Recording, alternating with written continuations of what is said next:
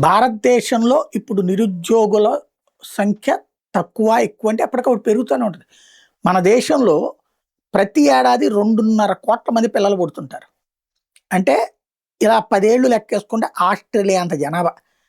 అదే సందర్భంలో ఇంకొక 5 ఏళ్ళు లెక్కేసుకుంటే అమెరికాతో ఇంకొక 5 ట్రిప్పులు లెక్కేసుకుంటే అమెరికాతో పోటీ పడేటటువంటి జనాభా.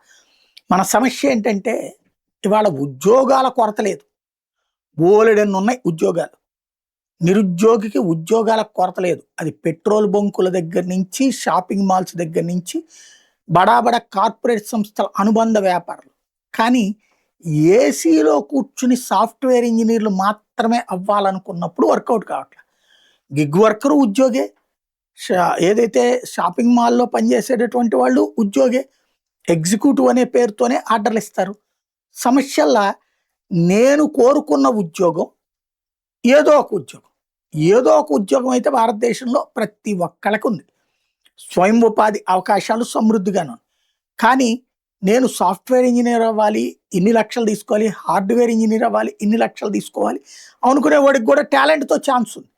టాలెంట్ లేకుండా అలా పోటీలో తట్టుకోలేక ఉద్యోగం రానివాడు, వేరే ఉద్యోగం చెయ్యని వాడు, తల్లిదండ్రుల సంపాదన మీద బతుకుతుండేవాడు ఇప్పుడు బొద్దింకల గుట్టులోకి చేరే అవకాశం ఉంటది.